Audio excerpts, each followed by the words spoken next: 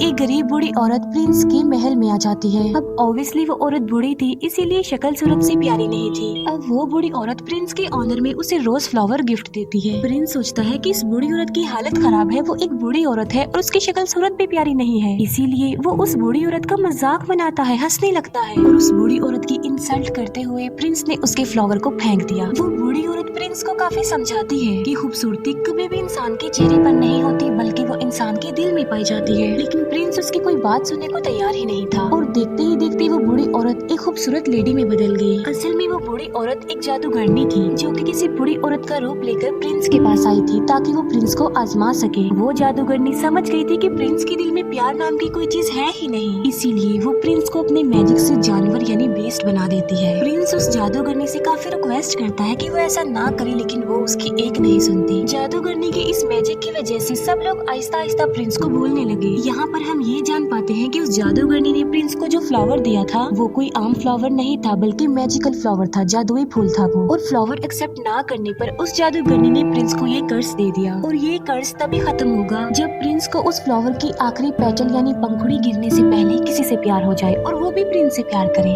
लेकिन आखिरी पंखुड़ी गिरने से पहले अगर प्रिंस से किसी ने प्यार ना किया तो प्रिंस कभी भी इंसान नहीं बन सकेगा दोबारा, बल्कि बेस्ट ही रहेगा वो हमेशा। काफी साल गुजर जाते हैं लेकिन उस पैलेस में कोई भी नहीं आता। फिर हमें पैलेस के करीबी एक गांव में एक लड़की दिखाई जाती है जिसका नाम होता है बेल। बेल को किताबें पढ़ने, स्टोरीज पढ़ने का काफी शौक था। बेल के फादर एक डिजाइनर होते हैं। उसी गांव में एक और लड़का भी रहता है जिसका नाम होता है गैस्टोन। गैस्टोन जो कि बेल से शादी करना चाहता था, लेकिन बेल उससे शादी करना नहीं चाहती थी क्योंकि वो एक प्राउड इंसान था। गैस्टोन बेल से शादी करने के लिए उसे अपना बनाने के लिए काफी स्ट्रगल भी किया करता था, लेकिन उसकी कोशिशें नाकाम ही रहती है। एक दिन बेल के फादर को कहीं पर जाना था। जिस रास्ते से उन्होंने जाना था वो एक जंगल था। बेल के फादर देखते हैं कि उनके रास्ते में तो आग लगी हुई है, लेकिन वहाँ पर एक और रास्ता भी था जहाँ पर वो मुड़ जाते हैं। बेल के फादर अपने घोड़े पर सवार होते हैं, लेकिन तभी उन्हें जंगल से भेड़ियों की आवाज सुनाई देती है और फिर वही भेड़िए उनका पीछा करने लगते हैं। बेल के फादर अपनी जान बचाने के लिए वहाँ से भागते हैं और भागते भागते वो आ जाते हैं बीस्ट के पैलेस के पास। बेल के फादर जब अंदर जाते हैं तब उन्हें वहाँ पर कोई भी दिखाई नहीं देता। हालांकि ऐसा लग रहा था कि पैलेस में कोई रहता है। कैंडल्स भी जल रही थी और टेबल पर खाना भी पड़ा हुआ था। इतना अच्छा खाना देखकर बेल के फादर खाना खाने लगते हैं, लेकिन हम फिर बहुत हैरान कर देने वाली चीज देखते हैं। वहाँ पर जो कप पड़ा होता है वो बेल के फादर से बातें करने लगता है। बेल के फादर समझते हैं कि ये कोई सॉल है जो उन्हें डराने की कोशिश कर रही है, इसीलिए बेल के फादर उसे कहते हैं कि मैं तुमसे नहीं डरता। ये कहकर बेल के फादर वहाँ से भाग जाते हैं। अब यहाँ पर सवाल ये उठता है कि वो कप कैसे बोल पाया। असल में बात ये है कि वहाँ पर यानी पैलेस में जितनी भी चीजें पड़ी हुई थी वो पहले इंसान हुआ करते थे, लेकिन जादूगरनी के कर्ज की वजह से वो सब चीजों में बदल गए। बेल के फादर भागते हुए गार्डन में आ जाते हैं। वो देखते हैं कि वहाँ पर बहुत प्यारे प्यारे फ्लावर लगे हुए हैं। बैठ जाते हैं। वो घोड़ा बेल को ले आता है पैलेस में और पैलेस में ही बेल के फादर को प्रिजनर बनाकर रखा हुआ था। बेल जब पैलेस के अंदर जाती है तब उसे वहाँ पर कोई भी दिखाई नहीं देता। बेल वहाँ पर काफी आवाजें भी लगाती है, लेकिन उसे आगे से कोई भी रिस्पॉन्स नहीं मिलता।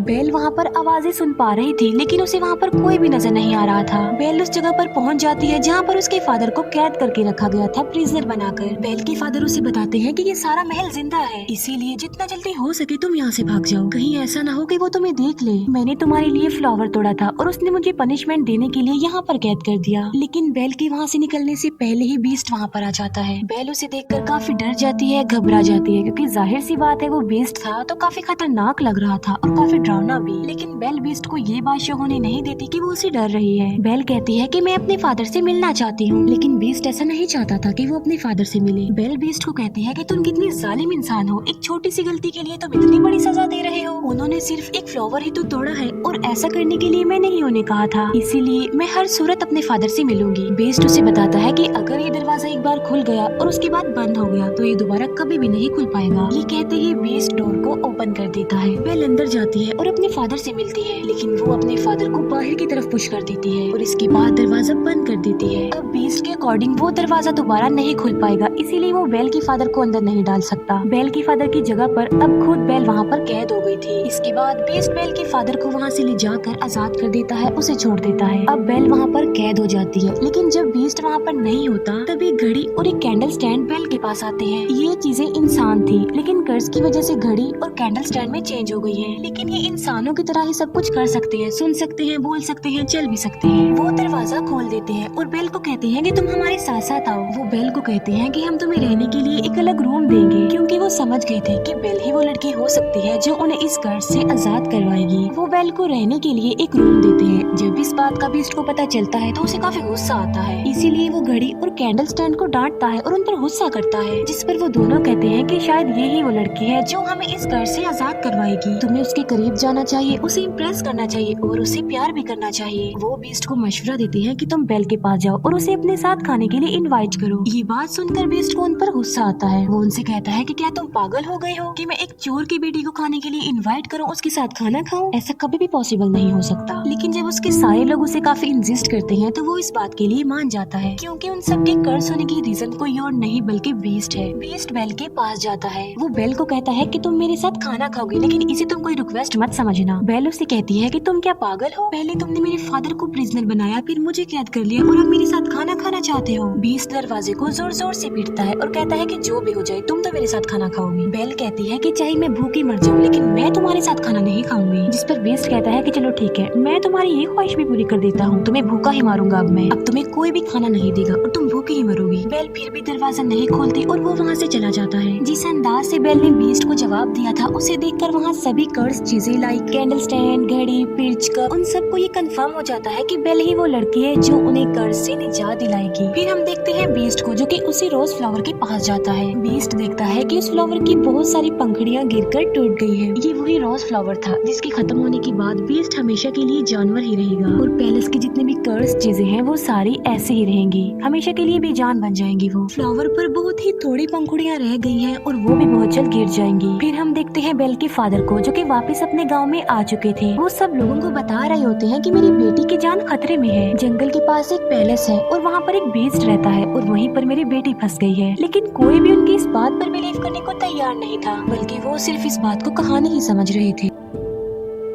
लेकिन गैस्टोन जो कि बेल से शादी करना चाहता था, वो बेल के फादर को इम्प्रेस करने के लिए कहता है कि मैं तुम्हारी बात पर यकीन करता हूँ, मैं तुम्हारे साथ जाऊंगा तुम्हारी बेटी को बचा लाने के लिए। तब गैस्टोन और उसका एक साथी बेल के फादर के लिए जंगल के रास्ते निकल पड़ते हैं। जिस रास्ते पर बेल के फादर गए थे वो रास्ता इन्हें कहीं पर मिलता ही नहीं है। गैस्टोन को इस बात पर काफी गुस्सा आता है। वो बेल के फादर को कहता है कि तुम्हारा दिमाग खराब हो गया है, कोई बेस्ट नहीं होता। गैस्टोन बेल के फादर को ये भी कह देता है कि मैं तुम्हारी बेटी से प्यार करता हूँ और मैं उससे शादी करूंगा। जिस पर बेल के फादर कहते हैं कि तुम्हारी ये ख्वाहिश कभी भी पूरी नहीं हो सकती। इस बात पर गैस्टोन को काफी गुस्सा आता है। वो बेल के फादर के हाथ पांव बांध देता है और उन्हें एक ट्री के नीचे मरने के लिए छोड़कर वहाँ से चला जाता है, क्योंकि वो भेड़ियों का इलाका था और भेड़िए उन्हें मारकर खा लेंगे। फिर हम एक लेडी को देखते हैं जिसे उसके गाँव से निकाल दिया गया था और उसका नाम था अगथा। अगथा बेल के फादर की जान बचा लेती है और उन्हें आजाद कर देती है। पैलेस में हम बेल को देखते हैं जो कि उसी रोज फ्लावर के पास आ जाती है। बेल उस फ्लावर को भी टच करने ही वाली होती है कि वहाँ पर आ जाता है बीस्ट। बीस्ट उसे कहता है कि तुम्हें अंदाजा नहीं कि तुम अभी क्या करने वाली थी, अभी हम सब के सब मारे जाते। बीस्ट गुस्से में आकर बेल से कहता है कि चली जाओ यहाँ से। तब बेल रोते हुए वहाँ से भागकर चली जाती है। घोड़े पर बैठकर जब बेल जंगल पार कर रही होती है तो वहाँ पर बहुत सारे भेड़िए आकर बेल को चारों तरफ से घेर लेते हैं। लेकिन इससे पहले कि वो भेड़िए बेल को कोई नुकसान पहुँचाते वहाँ पर बीस्ट आ जाता है। वो उन भेड़ियों का काफी मुकाबला करता है, उन्हें काफी मारता है। बीस्ट उन सब भेड़ियों को वहाँ से मार भगाता है, लेकिन इस लड़ाई के दौरान वो खुद भी इंजर्ड हो जाता है। बेल अभी घोड़े पर बैठकर वहाँ से जाने ही वाली होती है तो वो देखते हैं कि बीस्ट जमीन पर गिर गया है, क्योंकि वो काफी इंजर्ड है, उसकी हालत काफी खराब हो गई है। अब क्योंकि बीस्ट ने बेल की जान बचाई थी, उसे नई जिंदगी दी थी, इसीलिए बेल वहाँ से जाने की बजाय उसके पास आ जाती है। बेल उससे कहती है कि मैं तुम्हें उठा नहीं सकती, इसीलिए तुम्हें हिम्मत करके खुद ही उठना होगा। बड़ी मुश्किल से हिम्मत करते हुए बीस्ट खड़ा हो जाता है। बेल उसे अपने साथ घोड़े पर बिठाकर पैलेस में वापस ले आती है। बेल एक बार फिर से वापस उसी पैलेस में आ गई थी। पैलेस की सारी कर्ज चीजें बेल को देखकर काफी खुश हो जाती है, क्योंकि वो चाहते थे कि बेल यही रहे इसी पैलेस में। बेल और बीस्ट को एक दूसरे से प्यार हो जाए, जिसकी वजह से कर्ज खत्म हो जाए और सब कुछ नॉर्मल हो जाए। वो चीजें बेल को सारी स्टोरी नहीं बताती, ना ये बताते हैं कि वो इस कर्ज से कैसे आजाद होंगे, बल्कि सिर्फ ये बताते हैं कि जब उस फ्लावर की आखिरी पंखुड़ी गिर जाएगी हम सब ऐसे ही रह जाएंगे और बीस्ट भी हमेशा के लिए बीस्ट ही रह जाएगा। बेल बीस्ट को बैंडेज लगाती है। बेल जब बीस्ट के पास होती है तो वो एक शेर पढ़ती है, क्योंकि बेल का इंटरेस्ट बुक में, स्टोरी में और पोएट्री में बहुत ज्यादा था। लेकिन उस शेर को बीस्ट कंप्लीट करता है। ये बात बेल को काफी हैरान कर देती है। बेल उससे पूछती है कि क्या तुम भी पोएट्री पढ़ते रहते हो? बीस्ट कहता है कि मैं लव स्टोरी, प्यार मोहब्बत, इनकी पोएट्री नहीं पढ़ता, बल्कि मैंने बहुत ज्यादा बुक्स पढ़ी हुई है, बहुत ज्यादा पोएट्री के बारे में जानता हूँ। इस पर बेल कहती है कि मुझे तो प्यार मोहब्बत की बातें, प्यार मोहब्बत की कहानियाँ बहुत पसंद है। जिस पर बीस्ट कहता है कि तुम्हारी शक्ल देखकर ऐसा लगता है कि तुम्हें प्यार मोहब्बत में बहुत इंटरेस्ट है। अगर तुम कुछ पढ़ना ही चाहती हो तो कुछ अच्छा पढ़ो। फिर बीस्ट बेल को अपने साथ अपनी लाइब्रेरी में लेकर जाता है, जो कि काफी बड़ी थी। वहाँ पर बहुत ज्यादा बुक्स थी। बेल उन बुक्स को देखकर काफी शॉक्ड भी रह जाती है और काफी खुश भी हो जाती है, क्योंकि गाँव में पढ़ने के लिए उसे कोई भी बुक नहीं मिलती थी और यहाँ पर तो उसे इतनी सारी बुक्स मिल गई है। बीस्ट कहता है कि अगर तुम चाहती हो तो हमारे साथ यहाँ पर रह सकती हो। ये बात बेल को काफी खुश कर देती है। फिर वक्त के साथ साथ एक दूसरे के साथ काफी टाइम गुजारने लगे। इन दोनों की दोस्ती हो गई। वो एक दूसरे के काफी करीब आ गए। एक दूसरे की लाइक्स डिसलाइक्स उन्हें पता भी चल गए। दोनों साथ मिलकर खाना भी खाते थे। फिर बीस्ट बेल को गाना भी गाकर सुनाता है और बीस्ट बेल को एक बुक भी दिखाता है, जो कि एक जादुई बुक थी। वो कहता है कि ये बुक मुझे किसी जादूगरनी ने दी थी और इस किताब की मदद से हम लाइफ के किसी भी टाइम में जा सकते हैं। लाइक हम पास्ट टाइम में जा सकते हैं, फ्यूचर टाइम में जा सकते हैं। बेल उस टाइम में जाना चाहती थी जब वो अपनी मदर से आखिरी बार मिली थी। बेल जब उस टाइम में जाती है तब उसे पता चलता है कि उसकी मदर को एक इन्फेक्शन हो गया था। इसीलिए बेल की मदर ने बेल के फादर को कहा था कि तुम बेल को लेकर हमेशा के लिए यहाँ से चली जाओ, ताकि मेरी बेटी को भी ये इन्फेक्शन ना लग जाए।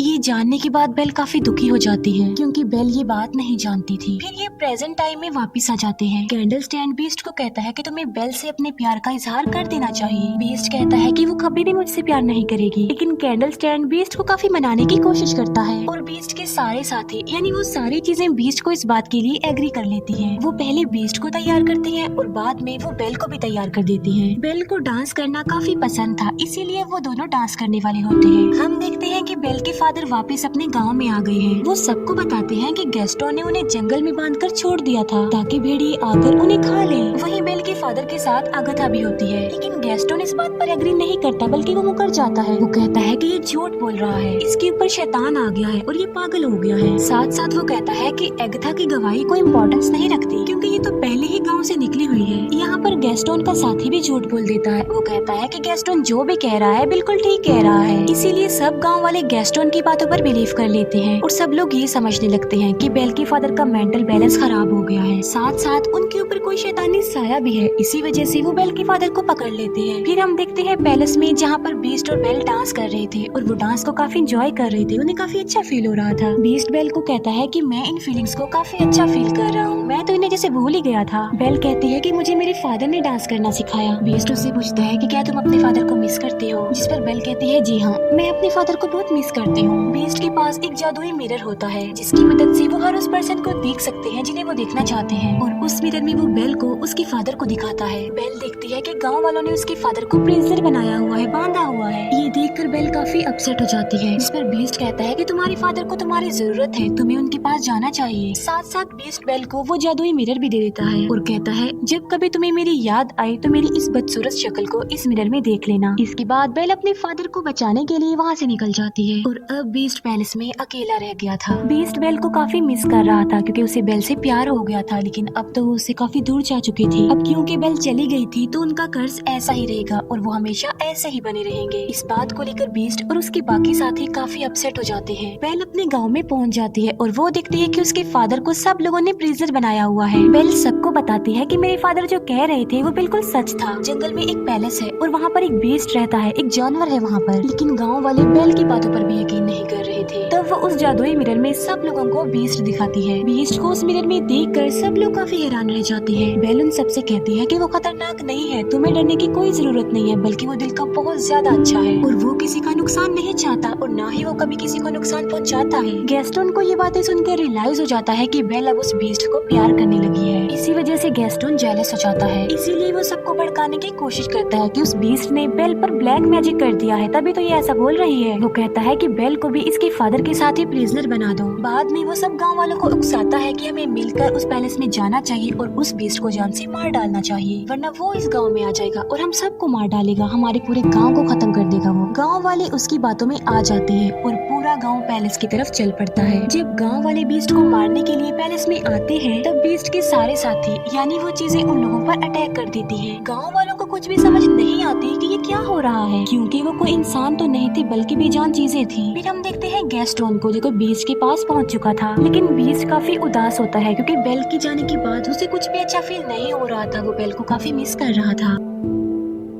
गैस्टोन बीस्ट को कहता है, तुम क्या समझते हो कि बेल तुमसे प्यार करती है, बल्कि तुम्हें मारने के लिए उसने हम सब गांव वालों को भेजा है। ये कहते ही वो बीस्ट पर गोली चला देता है और बीस्ट जाकर नीचे गिरता है। लेकिन नीचे गिरने से पहले बीस्ट टेरिस के एक टॉप को पकड़ लेता है। लेकिन इससे पहले कि गैस्टोन दूसरी गोली चलाता बेल वहाँ पर आ जाती है। गैस्टोन को रोकने के लिए बेल उसका हाथ पकड़ लेती है। इस फाइट में गैस्टोन भी जाकर नीचे गिर जाता है। गैस्टोन की गन भी उसके हाथ से गिर जाती है। बीस्ट ऊपर आने की कोशिश करता है, तभी बेल उसे आवाज देती है। वो बीस्ट को बताती है कि मैंने गांव वालों को रोकने की बहुत कोशिश की थी, लेकिन वो नहीं रुके। बेल को वहाँ देखने के बाद बीस्ट के अंदर एक हिम्मत पैदा हो जाती है और अब वो गैस्टोन का मुकाबला करना चाहता था। और अब वो पहुँच जाता है गैस्टोन के पास। वो गैस्टोन को गर्दन से पकड़ लेता है और उसे हवा में कर देता है और बीस्ट गैस्टोन को काफी ऊंची दीवार से फेंकने ही वाला होता है, जिस पर गैस्टोन बीस्ट से काफी रिक्वेस्ट करता है कि प्लीज मुझे मत फेंको, प्लीज बीस्ट मुझे छोड़ दो। बीस्ट उससे कहता है कि मैं बीस्ट नहीं हूँ। ये कहते ही बीस्ट गैस्टोन की जान छोड़ देता है और उसे कहता है चले जाओ यहाँ से। गैस्टोन वहाँ से चला जाता है और बीस्ट आ जाता है बेल के पास। मौके का फायदा उठाकर गैस्टोन अब पीछे की तरफ से बीस्ट पर गोलियां चलाता है, जिसकी वजह से बीस्ट नीचे गिर जाता है। लेकिन गैस्टोन जिस जगह पर खड़ा हुआ था वो जगह टूट जाती है और गैस्टोन भी जाकर नीचे गिरता है। इतनी ऊंचाई से गिरने की वजह से गैस्टोन मर जाता है। बीस्ट की हालत काफी खराब हो जाती है क्योंकि वो काफी इंजर्ड था और अपनी आखिरी सांस गिन रहा था। बेल बीस्ट को कहती है कि अब के बाद मैं तुम्हें कभी भी छोड़ के नहीं जाऊंगी, जिस पर बीस्ट कहता है लेकिन अब मेरी तो जाने का वक्त हो गया है। जिस पर बेल कहती है कि तुम्हें कुछ नहीं होगा, सब कुछ नॉर्मल हो जाएगा। और हम देखते हैं कि उस फ्लावर की आखिरी पंखुड़ी भी गिर जाती है। जैसे ही वो पंखुड़ी गिरती है बीस्ट बिल्कुल खामोश हो जाता है और वहाँ पर बीस्ट के जितने भी साथी थे यानी वो चीजें थी वो भी एकदम से बेजान हो जाती हैं। बीस्ट को मरता हुआ देखकर बेल को काफी दुख होता है और उसकी आंख में आंसू होते हैं। यहाँ पर बेल भी अपने प्यार का इजहार कर देती है। वो बीस्ट को कहती है मैं तुमसे बहुत प्यार करती हूँ और वो बीस्ट के करीब भी आती है। तभी वहाँ पर एगथा भी आ जाती है। एगथा जिसे गाँव के लोगों ने निकाल दिया था। असल में बात ये नहीं थी बल्कि वो जादूगर ने कोई और नहीं बल्कि